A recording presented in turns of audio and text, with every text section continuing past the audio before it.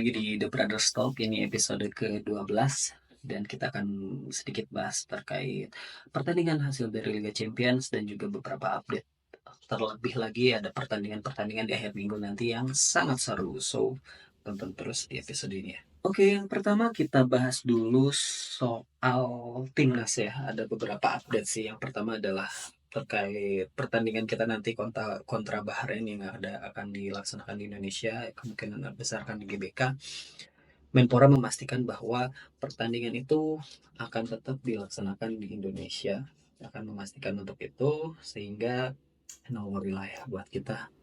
Dan kalaupun nanti Bahrain tetap gak mau main di Indonesia, kita akan minta ini nantinya akan di WO aja gitu. Dan itu keuntungan buat kita. Dan gue rasa hal ini nggak perlu kita bahas banyak-banyak ya. Mending sekarang kita masuk ke yang kedua. Setelah kalah sama China kemarin kan, Sintayong sempat liburan juga ke Korsel dan kemarin pun nonton pertandingan Como setahu gue. Nah, infonya dia akan dievaluasi dan itu bagus sih. Akan dievaluasi hasil dari kekalahan sama China itu seperti apa, karena setelah gue lihat-lihat ternyata yang mengkritik Sintayong itu bukan cuman gue ataupun bukan cuman minoritas eh, orang-orang yang membuat konten gitu ya, tapi banyak juga influencer besar ternyata akhirnya mengkritik Sintayong juga terkait keputusannya dia dalam melakukan pendekatan strategi di awal pertandingan gitu.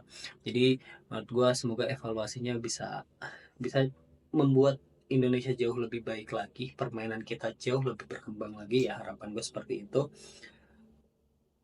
Target gue tetap sama bahwa timnas ini ya nggak perlu lolos secara otomatis ke Piala Dunia gitu. Kita realistis aja, posisi ketiga ataupun keempat itu menurut gue udah overachieve sih untuk timnas kita. Cuman ya semoga seenggaknya Sintayong bisa bisa mengubah strategi atau mengevaluasi dirinya sendiri gitu ya, terkait strategi ataupun pemilihan pemain ketika dia bertanding atau timnas kita bertanding. Jadi ini harapan kita timnas akan jauh lebih baik sih. So berikutnya mending kita langsung aja lah gak bahas Liga Champion ya, yang kemarin udah main. Dan ini gue tapping tuh di hari Kamis malam Jumat, dan tengah malam juga gue baru sempat untuk tapping sih. Harusnya sih hari ini tuh udah upload sih, cuman ya ada banyak kendala, so baru gue bahas juga. Nah, mungkin ada beberapa pertandingan di hari Rabu kemarin gitu ya. Di yang pertama itu sebenarnya nggak banyak pertandingan yang seru kecuali Real Madrid lawan Dortmund. Cuman ada beberapa pertandingan kayak PSG lawan PSV itu imbang, Jupe kalah sama Stuttgart gitu ya. Danilo kartu merah itu cukup merugikan buat Juve. Lalu ada Arsenal yang menang 1-0 dari Shakhtar Donetsk, cuman dibayar dengan cedera pemain gitu ya. Dimana minggu ini mereka akan ketemu Liverpool, nanti akan kita coba bahas preview pertandingannya akan seperti apa. Terus juga ada Calafiori, ada Ben White yang akan cedera, jadi ya kita bahas nanti. Terus Aston Villa menang, so dia ada di puncak klasemen Liga Champions. Ya itu nggak akan jadi apa-apa juga sih menurut gua. Lalu ya pertandingan lain nggak seru lah, dan yang paling seru sih Madrid versus Dortmund ya kemarin, karena Madrid sempat kalah dulu 2-0. Dan mungkin ini ya mentalitasnya Real Madrid gitu ya, karena kita tahu Madrid tuh selalu ngasih kejutan di Liga Champion gitu. Dia kadang bisa kalah dulu, tahu-tahu menang di akhir pertandingan, dia menang 5-2 lawan Dortmund ini, main di Santiago Bernabeu sih. Jadi ya wajar lah, dan memang seharusnya mereka menang gitu. Ditambah di sini Mbappe sama sekali nggak mencetak gol gitu ya, minim banget kesempatan. Justru yang gue lihat itu adalah Vinicius Junior yang mencetak dan mencatatkan hat trick di pertandingan ini. Pertandingannya cukup bagus, cukup seru gitu ya, tapi ya serunya karena memang skill dari pemainnya cukup bagus. Tapi gue ngeliat Dortmund juga, mereka ngegolinnya juga ya kayak gitulah, nggak terlalu impresif, permainannya juga kurang bagus sebenarnya. Dua-dua kurang bagus, cuman menghasilkan banyak gol. 7 gol di pertandingan ini, gue nggak heran sih Madrid bisa comeback lawan Dortmund. Dortmund juga lagi ancur-ancuran, menurut gue nggak sebagus itu gitu. Jadi ya, pertandingan ini wajar dimenangkan oleh Real Madrid sih sebenarnya. Di balik comebacknya Madrid yang cukup sensasional gitu ya. Kita geser ke hari berikutnya yang tadi malam, tepatnya hari Kamis, Kamis dini hari gitu ya. Ada pertandingan yang seru pastinya antara Barcelona lawan Bayern Munchen. Cuman kita lihat beberapa pertandingan juga. Ada City menang mudah lawan Praha, terus Leipzig lawan Liverpool. Liverpool menang 1-0 dan gue ngelihat Liverpool beruntung sih karena Leipzig beberapa kali membuat peluang dan justru lebih banyak Leipzig yang membuat peluang gitu ya ketimbang Liverpool. Tapi Liverpool beruntung bisa mencetak 1 gol dan itu dari Darwin Nunes. Yang sebenarnya kayaknya sundulan Salah itu sebenarnya masuk masuk aja tanpa sentuhan Nunes, cuman mungkin itu juga bisa ngebangun kepercayaan diri dia lagi supaya bisa bermain lebih bagus, mengingat Diego Jota juga kan sekarang lagi cedera nih. Nanti di akhir minggu akan ketemu sama Arsenal. Terus pertandingan-pertandingan lain nggak ada yang seru ya. Kita bahas soal Barcelona sama Munchen dulu kali ya. Barcelona versus Munchen. Gue nonton pertandingan ini, gue bela-belain meskipun gue kerja pagi, gue bela-belain nonton pertandingan ini. Cuman gue ngelihat gila Barcelona ini keren banget sih men, mainnya keren banget, wajar dia menang 4-1.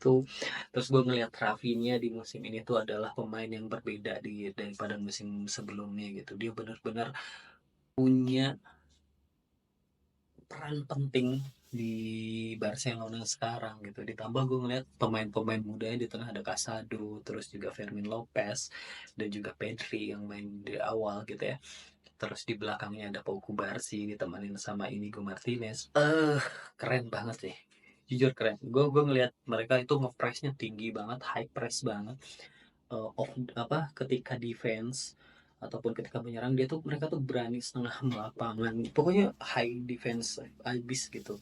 Jadi highlight defensif dan itu bikin Munchen gak bisa berbuat banyak karena beberapa kali Munchen juga terjebak offside gitu dan mereka terkadang harus mengandalkan lini keduanya mereka yang akhirnya ya sempat ada gol juga dari Harry Kane yang offside. Terus ya gol pertamanya Rafinha itu cepet banget di menit kedua gitu ya kalau nggak salah 1 menit lewat beberapa detik gitu kan gue lihat juga ya pemain karena mungkin memang masih muda dan Hansi Flick memang udah mengultimatum ke para pemainnya siapa yang nggak mau lari main sama gue dia akan digantikan sama pemain-pemain La Masia dan terbukti pemain-pemain La Masia pemain-pemain muda ini mau lari ngepres ke depan kayak nggak ada capeknya dan setiap serangan balik yang dilakukan itu luar biasa bagus sih menurut gue. Jadi Munchen pun nggak bisa berbuat banyak dengan cara bermainnya Barcelona. Barcelona bahaya banget sih menurut gue. Cuman ya nanti kalau gak salah tanggal 27 kan ya hari Minggu.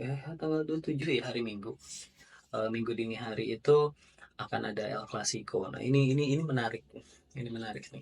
Menurut gue akan seperti apa? Karena kalau mengingat pemainnya Real Madrid gitu ya, ya kita tahu lah ada Mbappe, Vinicius Junior, terus juga ada Rodrigo yang punya kecepatan yang bagus banget. Ketika bermain high line defensive ini dia bisa aja dimanfaatkan oleh pemain-pemain tersebut. Karena kita tahu lah ya, Madrid itu nanti akan bermain seperti apa. Tapi nanti kita bahas nanti. Ini gue pengen bahas hasil Liga Champions dulu. Jadi Munchen pun nggak bisa ngapa-ngapain. Mereka manfaatin second line tapi nggak optimal juga. Dan Barcelona bermain cukup bagus di bawah Hansi Flick. Menurut gua kalau gini terus Barcelona bisa oke sih.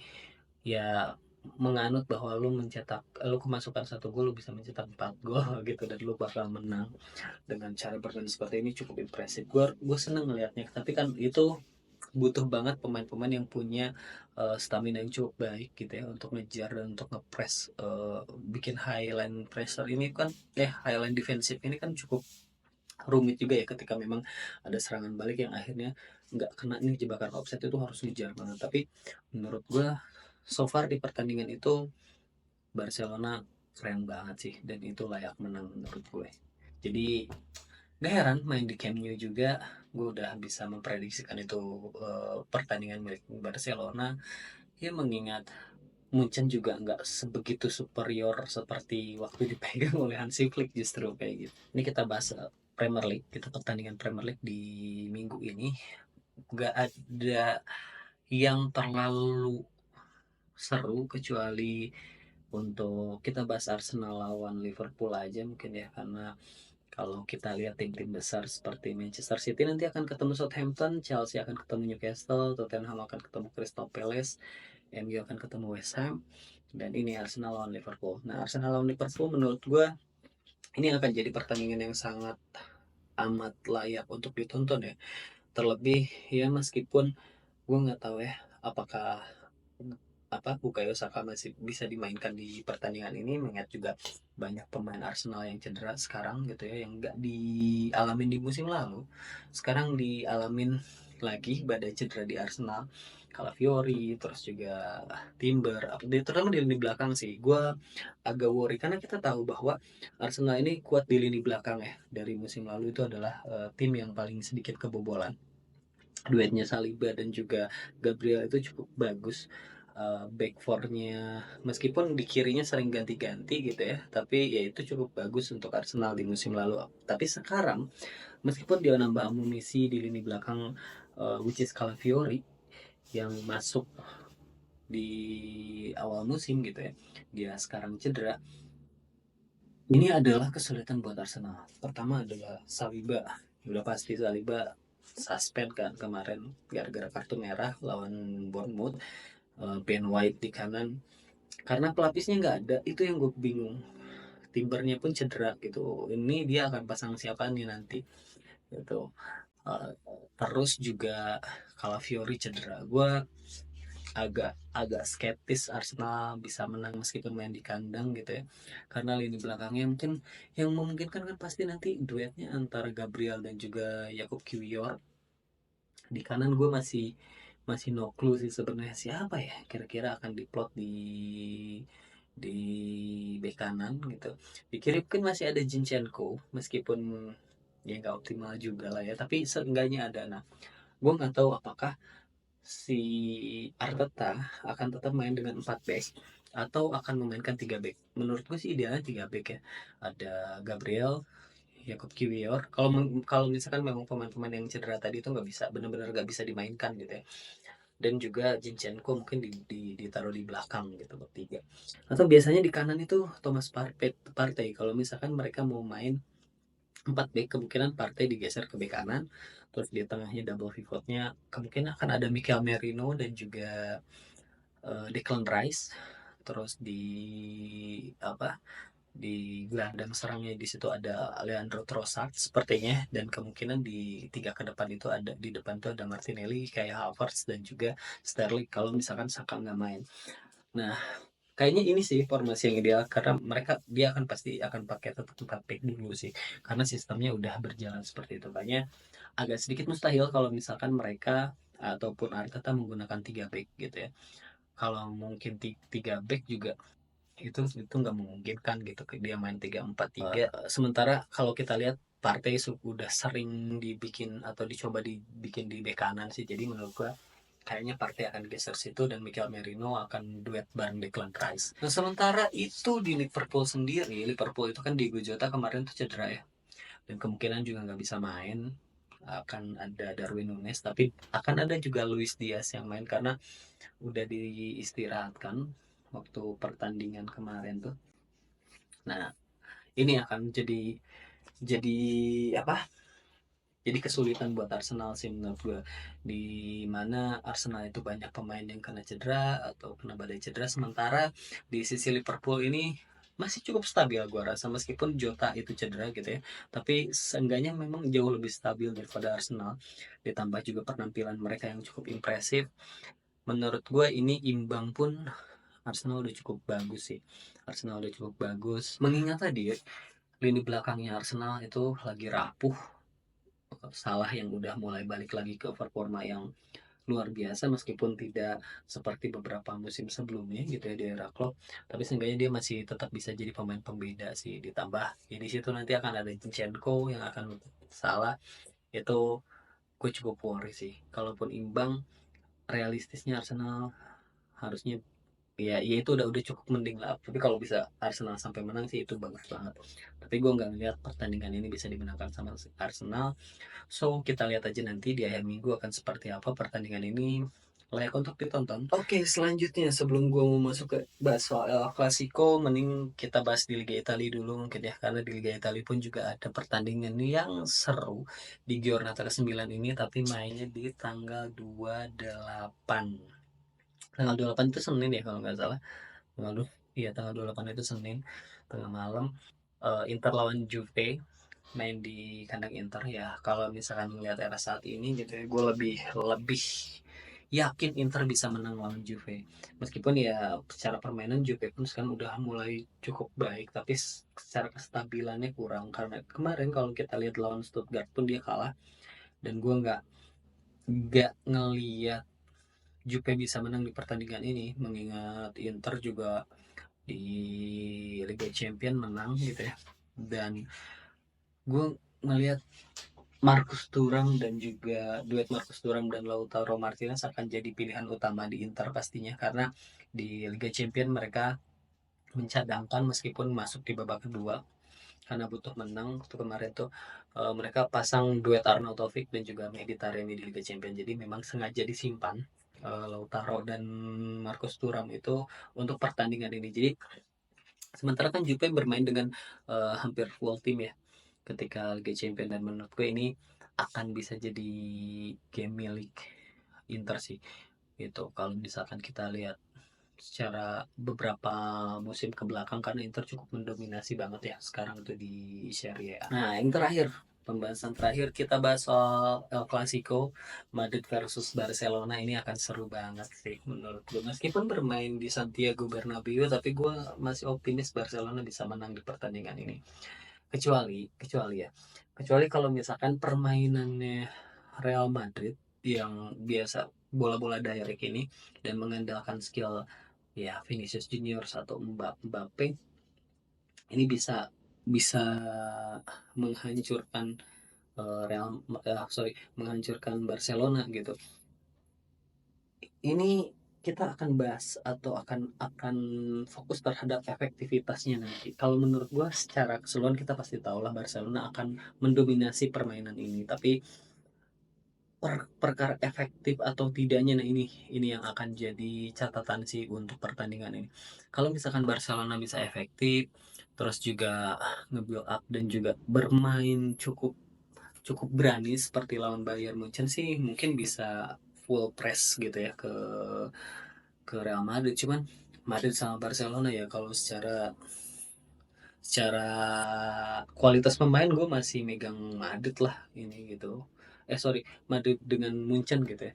Madrid dengan Munchen gue masih pegang Madrid lah untuk kualitas para pemain ini secara individunya gitu. Jadi ini pertandingan akan sedikit alot dan akan bisa jadi backfire buat Barcelona. Meskipun gue sendiri jujur menunjukkan Barcelona karena permainan mereka cukup atraktif dan cukup bagus. Tapi mengingat cara bermain yang Real Madrid itu hampir bisa dibilang antitesisnya Barcelona lah. Itu serangan-serangan balik, terus juga mengandalkan kecepatan dari Mbappe, Vinicius dan juga Rodrigo. Nah, itu yang akan jadi satu tantangan buat buat Poku Barsi ataupun Inigo Martinez nanti ya di pertandingan El Clasico ini. Ini akan seru.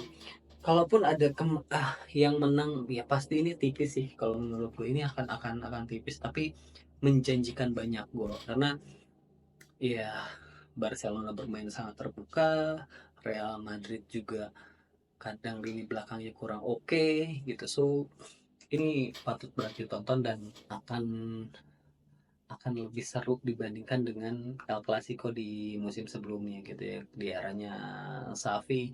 Barcelona aduh udah kayak 8 tahun, tapi sekarang itu Barcelona bagus banget. Dan Real Madrid ya, Real Madrid is being Real Madrid, jadi akan seperti itu terus. Jadi ini akan tetap seru, akan lebih seru dari musim sebelumnya, layak buat ditonton. Dan gue sih jujur masih ngejagoin Barcelona meskipun ini bermain di Santiago Bernabeu.